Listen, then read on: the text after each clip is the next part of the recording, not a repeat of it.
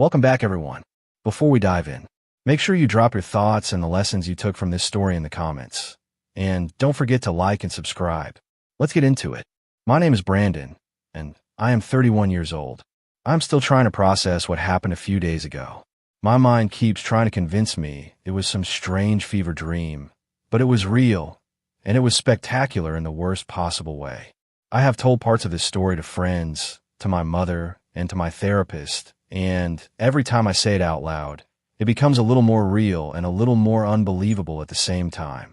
For context, I had been with my girlfriend, Alicia, who is 29 years old, for 2 years. We met at a brewery in Houston during a friend's birthday gathering. She was standing near the food table, arguing with someone about which novel had the better ending, and I joined in the conversation. We ended up talking for most of the night, exchanging numbers before we left. We hit off quickly. We moved in together about 6 months ago into my apartment in a mid-sized city outside Dallas. Alicia works in marketing and earns about $65,000 a year. I am a software engineer and earn around $140,000 a year, plus bonuses and some equity. We split rent proportionally based on our incomes. Everything seemed fair and normal. At least I thought so. Alicia had this book club that met every other Wednesday. She had been attending long before we met. I never questioned it. In fact, I encouraged it. I thought it was healthy for her to have something that was hers, a regular social circle that did not revolve around me. They met at different members' houses, small apartments, townhouses, occasionally a rented room at a community center. Sometimes they would grab drinks afterward at a lounge downtown. Alicia would come home a little tipsy, happy, and chatty, telling me bits and pieces about whatever novel they were reading. I would smile, ask a few questions, and then go back to my own hobbies. I believed in trusting your partner. On a Tuesday afternoon, I was working from home at my desk, near the living room window, deep in code, headphones halfway on, half listening to lo-fi music. My phone buzzed on the table. I glanced down at it and saw a group chat notification. The group name was Book Club Besties. I thought it was a cute name, but I had never been in this chat before. I frowned, unlocked my phone, and tapped the notification. The very first message I saw made my stomach tighten. It said, "Okay, ladies, updated spreadsheet is live. Do not forget to rate this month's metrics." I sat there for a second, confused but curious. I scrolled up a bit, and there was a link to a Google Sheets document. The file was titled Investment Portfolio Analysis, which sounded boring and professional, like someone's work project.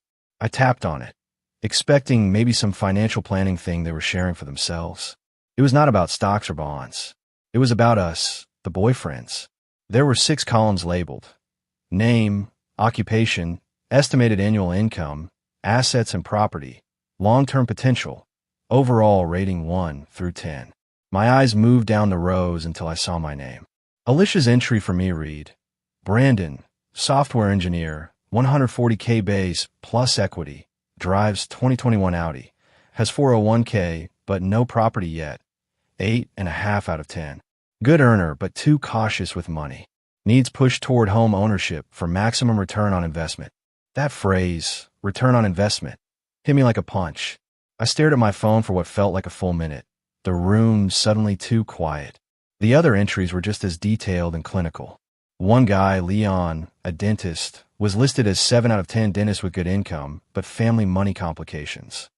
Another guy, Marvin, a teacher, had 6 out of 10, noble career, but income ceiling too low for goals. Another man, Tyrone, was described as a podcast dreamer with unstable income. They had written notes, pros and cons, and long-term prospects as if we were mutual funds.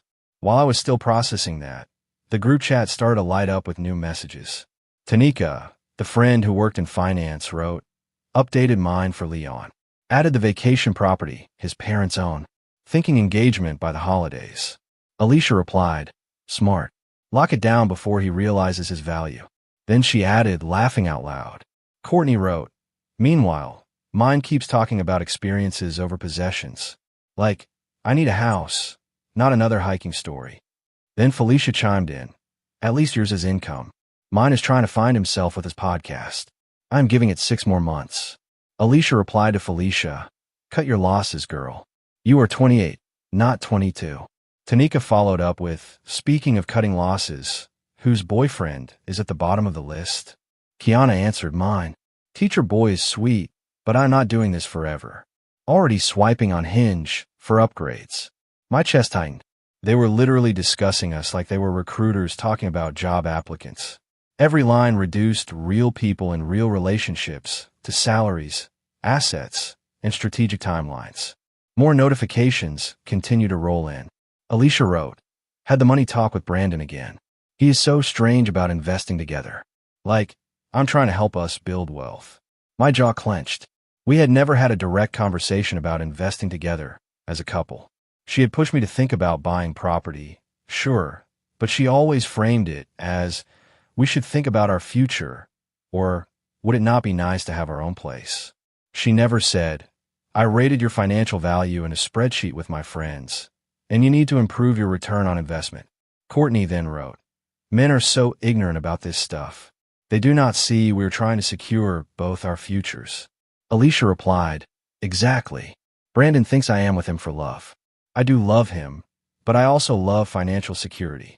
I read that line 3 times.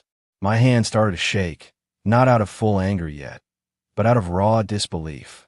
It felt like I was watching a train wreck in slow motion, except I was one of the passengers and had just realized the tracks ahead were already broken.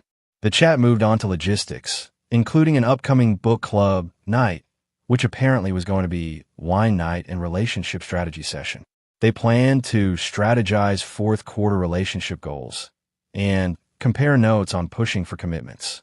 It was presented as a kind of coordinated effort to steer us toward proposals, property purchases, joint accounts, and more, all framed as securing their futures. The word love appeared occasionally, but always paired with references to stability, timelines, and money.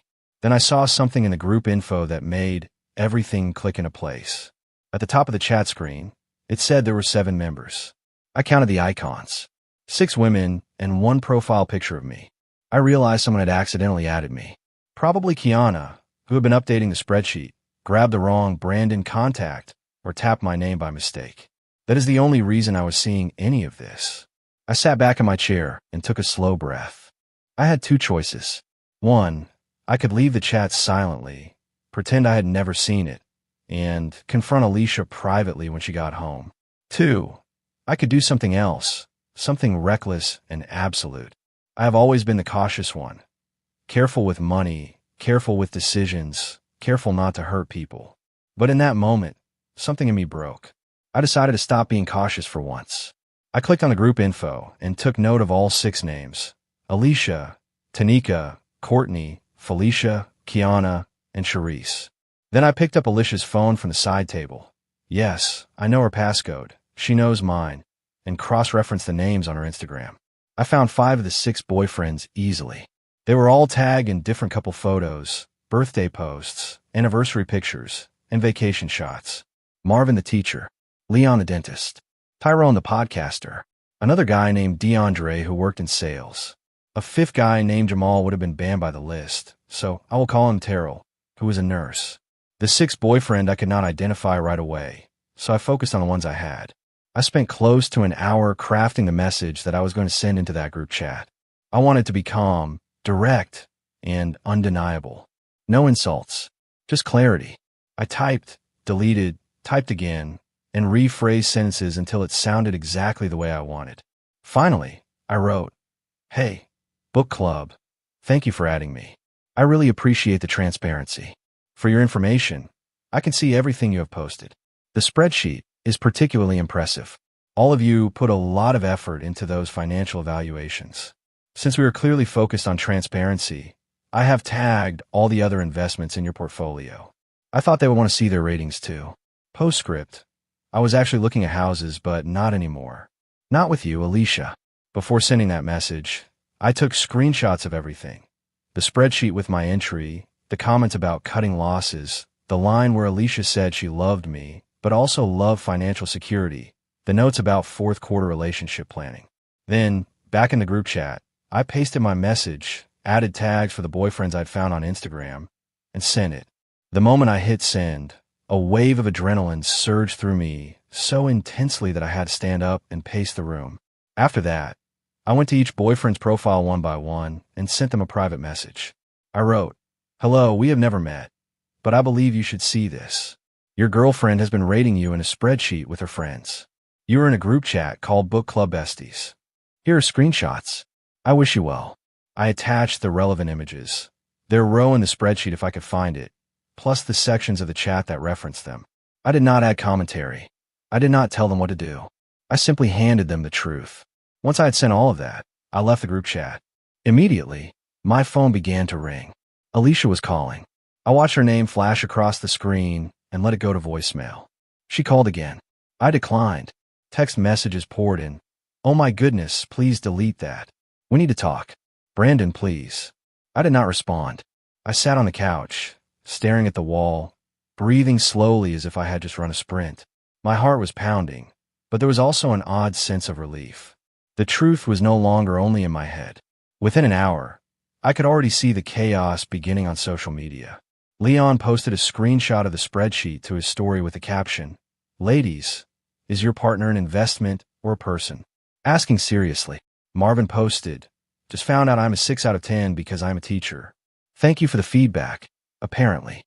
Comments started rolling under those posts from their friends, coworkers, and relatives. Alicia, in response, set her profiles to private. When Alicia came home about an hour later, her face looked like she had been crying the whole drive. Mascara streaked her cheeks. Her hair was pulled back in a hasty bun. She tried the door and rattled the handle. I had already changed the lock earlier that afternoon. I am the only person on the lease. She had simply been staying there with my permission. She began pounding on the door and calling my name. "Brandon, open the door. Please, you do not understand. It was just girl talk. Please." I waited a moment, then opened the door with the chain still on. She tried to push it, but it stopped at the chain. She froze, eyes red. I said, "Girl talk includes rating me like cattle and discussing return on investment." Alicia shook her head frantically. "It was not like that. You were taking it out of context." I asked, "What context makes I love you, but I also love financial security better?" She started crying harder. "I do love you. The chat was just, it is complicated. We were joking around sometimes." I said, "You had a literal spreadsheet." She sniffed and wiped her face. "That was Tanika's idea. She works in finance. She turns everything into a spreadsheet. We thought it was funny, a way to vent." I replied, "And the part where you wrote that I am too cautious and need to be pushed toward home ownership for maximum return on investment?" Alicia was silent. I heard people walking in the hallway behind her. Finally, she said, "Can we please talk inside?" I shook my head. "No, your things are in boxes by the door. You can pick them up tomorrow." Alicia put her hand on the door frame. "Where am I supposed to go?" I said, "Maybe ask your book club for investment advice." Her expression changed from pleading to anger. She tried a softer tone again. "Brandon, baby, I messed up. I know I did, but this is fixable. What we have is real. That chat was just stupid conversations with friends. Everyone does it." I responded, "Not like this. Not everyone does this." At that moment, her phone began to ring in her hand. She glanced at it. "It is Tanika. Everyone is panicking." Alicia looked back at me and said, "You had no right to expose those private conversations." And there it was, the real core of it. I said, "I had no right. You had no right to rate me in a spreadsheet and discuss my financial value like I am property with your friends." I did not approve that either. She said, "We were not hurting anyone. It was private." I replied, "Then keep it private. Do not accidentally add your boyfriend to the group chat where you reduce him to numbers." She actually stomped her foot once like an angry child. "This is so unfair. You are ruining everything." I raised an eyebrow. "I am ruining it. You literally wrote that I was an 8.5 with room for improvement." Alicia said, "Because you are great. 8.5 is good." I stared at her. "You are seriously making the argument that rating me is a compliment?" She crossed her arms. "I am saying you are overreacting. Yes, maybe the spreadsheet was strange, but all girlfriends talk about their boyfriends. We just organized it better." A neighbor's door opened across the hall. An older man in his 60s stepped out, frowning. "You two need to keep it down. Some of us are trying to sleep." Alicia turned to him, desperate. "I'm sorry. My boyfriend is having a meltdown because I cut in because I found out she rated me in a spreadsheet with her friends and discussed my financial value like I am an investment portfolio. The neighbor blinked, looked at her, then at me.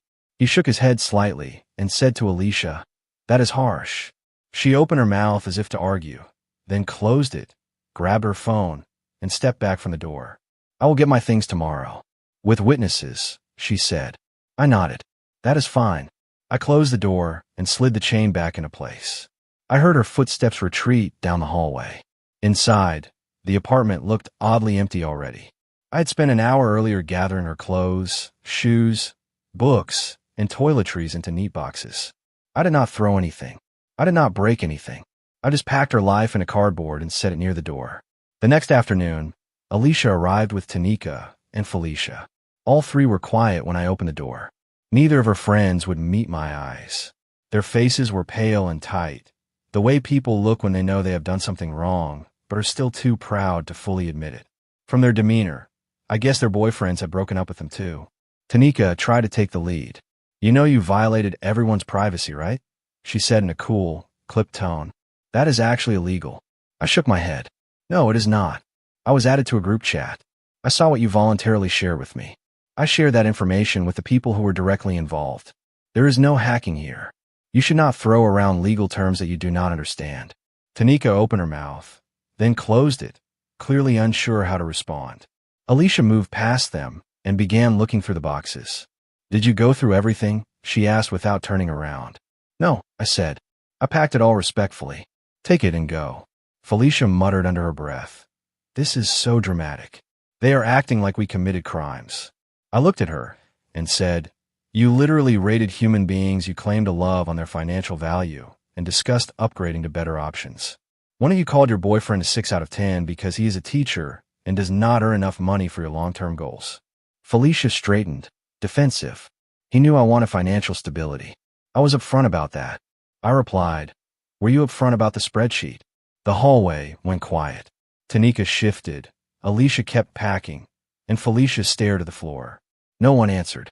They finished hauling Alicia's things out in about 20 minutes. The atmosphere felt heavy, like everyone was breathing in smoke. Before leaving, Alicia turned back to me in the doorway. "You are going to regret this," she said. "What we had was real." I replied, "What we had was you calculating whether I was worth your time based on my salary and spending patterns. That is not what I call real." She tried to say, "That is not," but she stopped, shook her head, and walked down the hall. After they left, I sat at the dining table and opened Instagram again. The chaos had expanded. Marvin, the teacher, posted a long statement about knowing your worth beyond your paycheck and how love should not be a performance review. It started to spread, getting shared by friends and strangers. Leon changed his relationship status to single and wrote, "Apparently, family money complications make you a 7 out of 10. Another boyfriend posted the full spreadsheet, with the women's names blurred but all the descriptions visible. The comment sections were full of strangers criticizing the behavior and making jokes, but underneath the humor, there was real anger. Alicia set everything to private, but her friends did not all do the same. Tanika tried to spin the narrative on her story. Friendly reminder that everyone is entitled to private conversations with friends. Violating that trust is manipulative behavior. People flooded the comments with responses like, "This is not just private conversation. This is calculated dehumanization.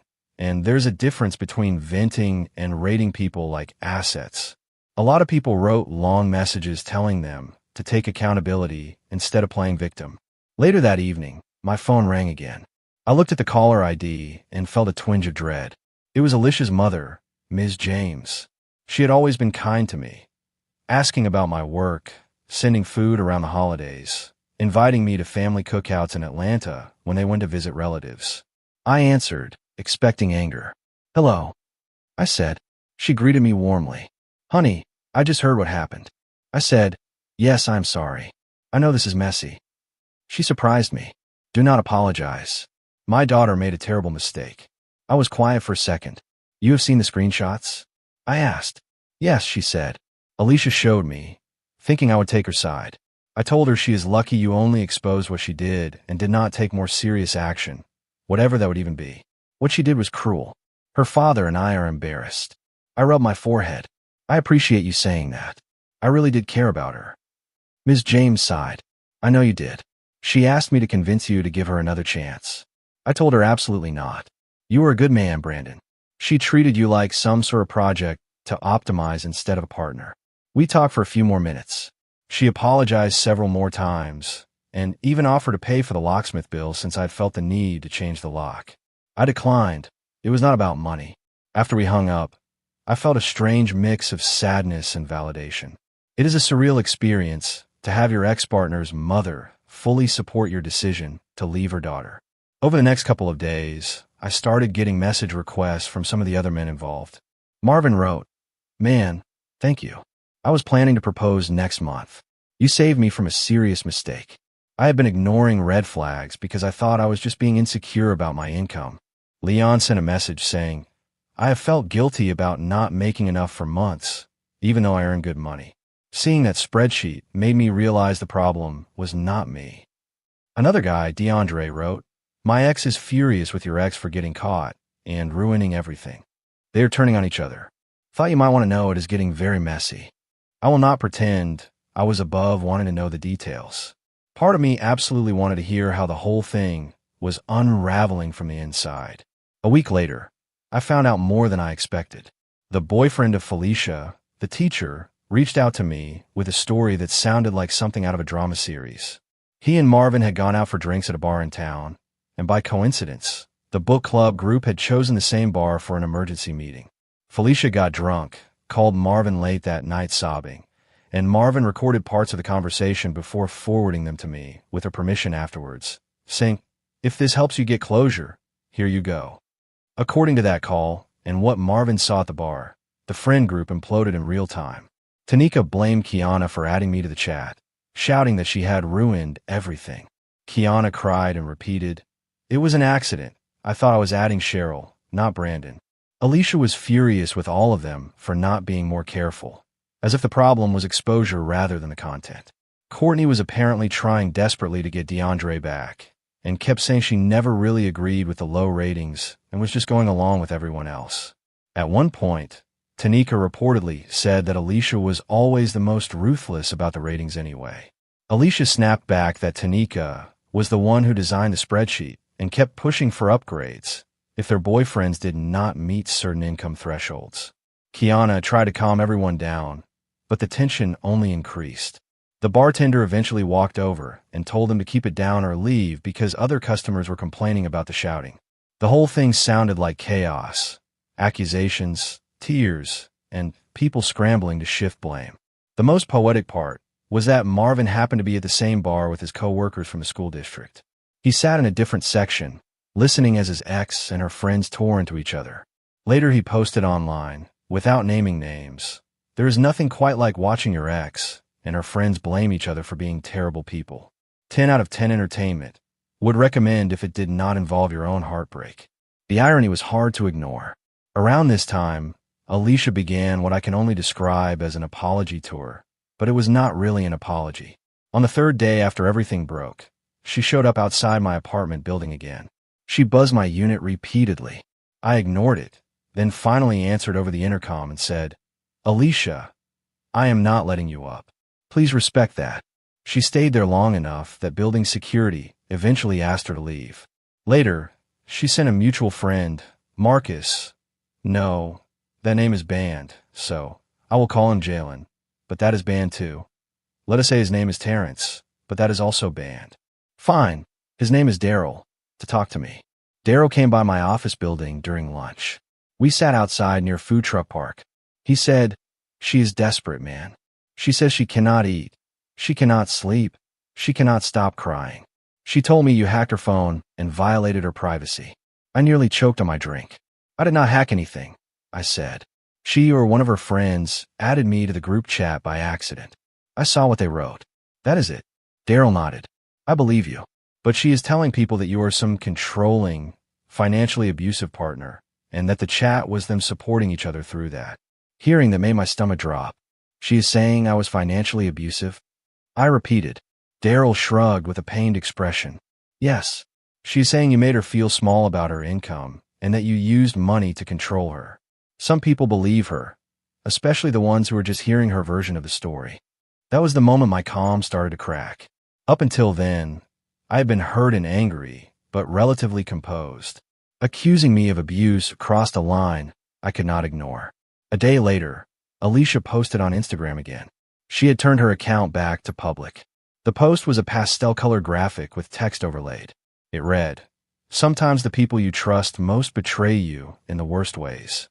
Privacy matters. Trust matters. I am learning who my real friends are." The caption hinted that someone had violated her private conversations. The comments were not sympathetic. Many of them said, "You rated your boyfriend in a spreadsheet," and "Maybe do not betray someone first." She tried to respond to a few people, but quickly stopped when it became obvious that most of the commenters were not on her side. On the sixth day, she escalated dramatically. She posted a longer paragraph with a serious photo of herself looking off into the distance. The caption said, "For everyone asking, yes, my ex violated my privacy by sharing confidential conversations. Yes, I'm exploring legal options. No, I will not let manipulative men convince me I did something wrong for having private conversations with my friends. We live in a society that punishes women for wanting financial security. I'm done apologizing for knowing my worth." Daryl sent it to me with a message. "She has completely lost perspective." The comments under that post were split. Some women agreed with her and talked about financial independence and safety. However, many others said things like, "Knowing your worth does not mean rating partners numerically, and you can discuss finances without treating people like assets." The part that worried me was the exploring legal options claim. I called my cousin, who works as a paralegal in Chicago. I explained what had happened and read her the post verbatim. My cousin listened and then said, "Can she sue you for what? You were added to a chat. You saw what they chose to share with you. You showed the truth to the people who were directly affected. Truth is a defense in defamation cases. She does not have a real claim." I said, "She says I violated her privacy." My cousin replied, "She violated her own privacy by adding you unintentionally. It is very unlikely any court would take that seriously. She is bluffing or trying to scare you." I felt better after that phone call, but my relief did not last long. A short time later, Daryl called me again. "Brandon, you need to know this," he said. "Alicia is telling people that you were financially abusive, that you controlled all the money and made her feel terrible about her income. She is framing that spreadsheet as her and her friends trying to take back power from abusive men." I felt something hot and heavy rise in my chest. "That is completely false," I said. "We split rent proportionally. I covered more than half of our shared costs. I never once told her she did not make enough." That night, I made a decision. I went through 2 years of our Venmo history and joint expense records. I took screenshots showing her paying proportional rent, $650 to my $1,150. Screens showed me sending her money for groceries, ordering delivery for both of us more often than not, paying for trips, buying concert tickets, and surprising her with small gifts. There was also the receipt for the $900 necklace she had wanted for her last birthday. I arranged these images into a clear sequence. Then I posted them to my Instagram story with a simple caption. "Since accusations of financial abuse are now being mentioned, here are 2 years of transactions. I paid approximately 65% of shared expenses, covered most dates, and bought her a $900 necklace for her birthday." Meanwhile, she rated me as an 8.5 out of 10 investment with room for improvement. Decide for yourselves who is using whom. I did not tag Alicia. I did not mention her name. I knew people would connect the dots on their own. The reaction was quick. Mutual friends began messaging me. "I am sorry. She told us you made her pay for everything. This completely changes how I see it." Another wrote, "I feel manipulated. She framed you as controlling when it looks like you were generous and fair." Alicia called within an hour. This time I answered. Her first words were, "Take that down." I said calmly, "No," she said. "You are making me look terrible." I replied, "You made yourself look terrible. I am simply correcting the lies you told about me." Alicia protested. "I never. People are twisting my words." I interrupted. "You literally posted that you were exploring legal options against your financially abusive ex. I am your only ex in this situation, Alicia. Everyone knows whom you mean." She insisted, "You were trying to ruin my life. This is revenge. You are obsessed with making me suffer. I said, I posted once with verifiable transactions in response to your false accusations. That is not revenge. That is self-defense. At that point, her voice broke and she started crying again. Please take it down. People are sending me awful messages. They're calling me names. One man called me something so disgusting I cannot even repeat it. I felt a flicker of sympathy, but it was buried under everything else. I said, that is unpleasant, and I am not condoning anyone harassing you. But perhaps you should not falsely accuse people of abuse. Actions have consequences. She snapped, you know what, keep it up. My lawyer will handle this. I replied, tell your lawyer to call me. I will be ready. No lawyer ever called. Instead, Tanika sent me a direct message. You have made your point. She is sorry. We are all sorry. Can you please just move on? You are dragging this out for attention. I replied, I posted once after she lied about me publicly. I have not said anything else. If she stops talking about me, I will have nothing left to respond to. Tell her that. Tanika did not answer. That was fine. I was done engaging unless someone made a direct false claim about me again. A few days later, I ran into Alicia at a grocery store in our neighborhood. I was standing near the produce section, comparing prices on avocados, when I felt someone staring at me. I looked up and saw her at the end of the aisle, holding a basket, frozen in place. She wore a plain t-shirt and jeans, her face bare of makeup. For a moment, neither of us moved. Then I gave a small nod and turned toward the dairy section. I heard her footsteps behind me. Wait, she said. I stopped, turned, and faced her. What do you want? I asked. She swallowed. Can we talk? Not over the phone. Not with everyone watching online. Just you and me. I shook my head. No, you already got your closure when I told you to leave my apartment. She said, I made mistakes. I know that now. But what you are doing, it is cruel. I asked, what exactly am I doing right now? Buying groceries. She shook her head. You are destroying my reputation. I looked at her steadily. I corrected a lie you told about me. That is it. Everything else is people reacting to your own choices. Her eyes filled with tears. Everyone thinks I'm a horrible person now. I replied, if you do not like that perception, work on your character. You have complete control over who you become from this point forward. Alicia whispered, how can you be so cold? We were together for 2 years. I said, yes. And during that time, you spent at least some of it rating me in a spreadsheet with your friends and discussing my income as if it were the only thing that mattered. She tried one more time. I did love you, she said softly. That part was real. I sighed. Maybe it was. I'm not going to rewrite history and pretend there were not good moments. But it was not enough, was it? Not without the right salary, the right timeline, the right return on investment. I'm not interested in being loved with conditions attached to my paycheck. I turned, walked to the register, paid for my groceries, and left the store. She did not follow. Over the following weeks, things gradually settled. The frantic messages slowed down. New drama replaced old drama in people's social media feeds. I still heard occasional updates through friends. The book club besties group was finished, completely shattered. Tanika and Kiana had a public argument in an Instagram comment thread, then deleted the posts, but screenshots continued to circulate. Courtney tried to win DeAndre back by sending him screenshots of messages where the other friends pressured her into participating in the spreadsheet. He told her to lose his number. Marvin, the teacher, started dating someone new, a colleague from his school. He posted a photo of them at a park with the caption, "Found someone who values me for who I am, not for what I earn. It feels good." I smiled when I saw that. Leon, the dentist, became engaged to someone different a few months later. I will admit that felt fast, but from what I heard, they had known each other before, lost touch, and reconnected after his breakup. Marvin joked, "Your spreadsheet actually pushed us all toward people who genuinely like us." It was a dark kind of silver lining. About 3 weeks after the initial explosion, Alicia sent me a long email. The subject line was, "I am sorry." I hesitated before opening it, and then decided to read it once. She started by explaining that she had started therapy, that she now realized how toxic and dehumanizing her behavior had been.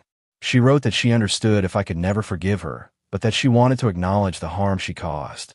She admitted that she reduced me to numbers and metrics, that she got caught up in something ugly with her friends, and that she lost sight of who I really was as a person. Alicia wrote, "You deserved a partner who saw all of you, not just your earning potential." I failed at that.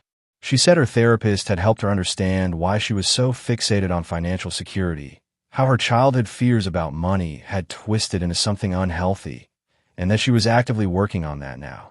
She expressed genuine remorse for calling me financially abusive. Near the end of the email, she wrote, "I hope that one day you will be able to look back at our relationship and remember the good parts too, not just the way it ended." For a moment, as I read, I felt a small thread of sympathy. The email almost sounded sincere. Then I reached the final line, postscript. "If you ever feel like talking, I am here. I still think about what we could have been." That line snapped me back to reality. We could have been happy, yes, if she had not turned me into a number on a spreadsheet and treated our relationship like an investment strategy. I closed the email without replying. Some connections do not need a gentle, extended goodbye. They just need a clear end. Work became awkward for a little while. Word travels fast in tech circles, especially in a medium-sized city. A few coworkers had seen parts of the story online. One of them stopped by my desk and said, "I'm sorry that happened. Relationships can be complicated." Another said, "If it helps, at least you found out before you bought a house together or got married." Mostly, people avoided discussing it directly. In the break room, conversation would pause when I entered and then slowly resume. One older coworker, Mr. Lewis, pulled me aside one afternoon. He said, "My ex-wife married me for my dental practice. It took me 10 years and a very expensive divorce to realize it. You figured it out in 2 years because of a spreadsheet. Consider yourself fortunate in the long run." We talked for a while about red flags, about being chosen for who you are versus what you can provide. When I left his office, I felt strangely lighter. Perspective really does help. My mother called often during those weeks. She lives in Charlotte and had been worried since I first told her about the spreadsheet. She asked one day, "Do you regret exposing everything the way you did?" I thought about it honestly. If I had confronted Alicia privately, she might have convinced me that I was overreacting, that it was just silly jokes between friends. The spreadsheet would have been deleted. The mindset would have remained. The other men might have gone on to propose, to sign mortgages, to intertwine their finances with people who saw them as portfolios. No, I told my mother, I do not regret it. By exposing everything, I did more than in my own relationship. I potentially saved 5 other men from living lives where they were constantly measured, evaluated, and upgraded if a better option appeared.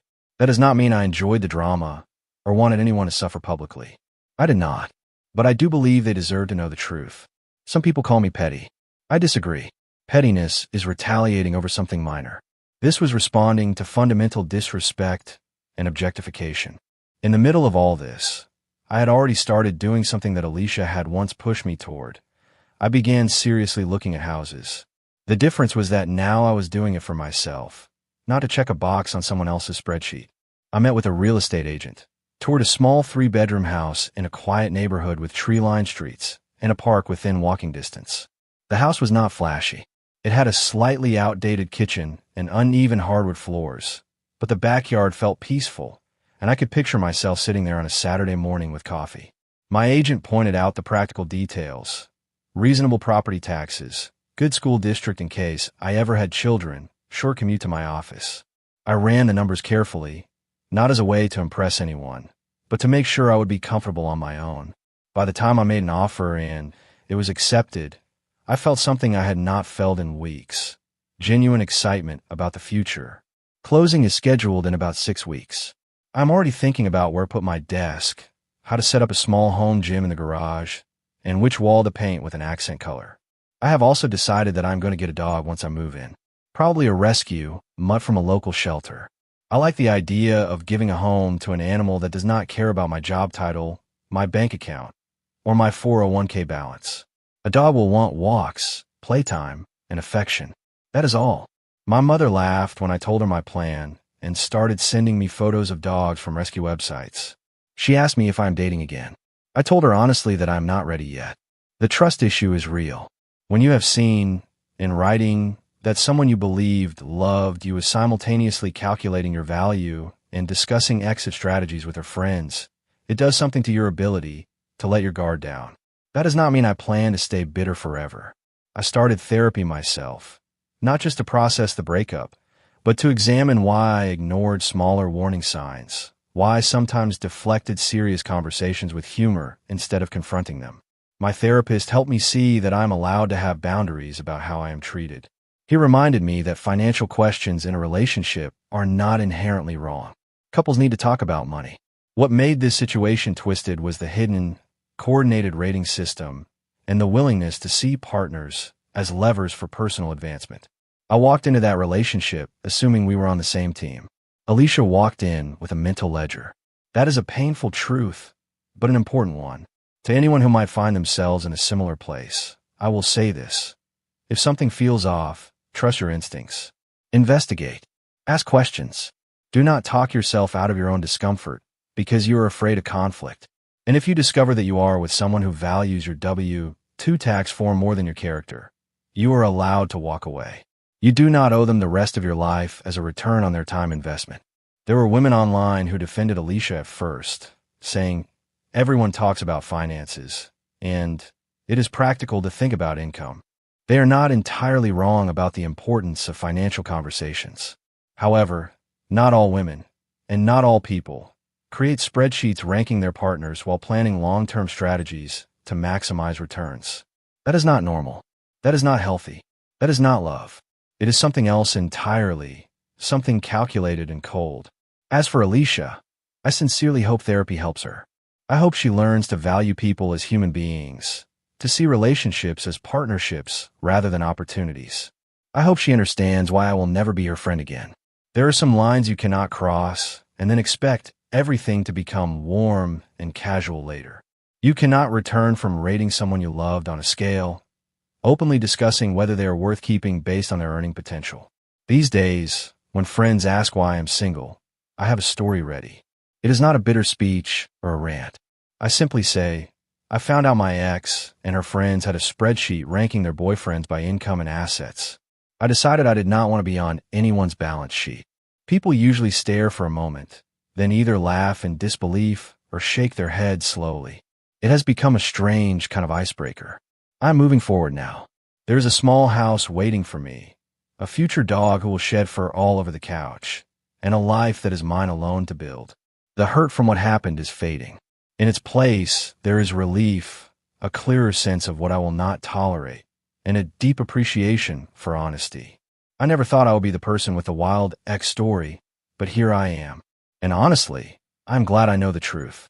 If you enjoyed this story, please like, comment, and share this video with your friends. Subscribe and turn on the notification bell so you never miss a powerful story drop.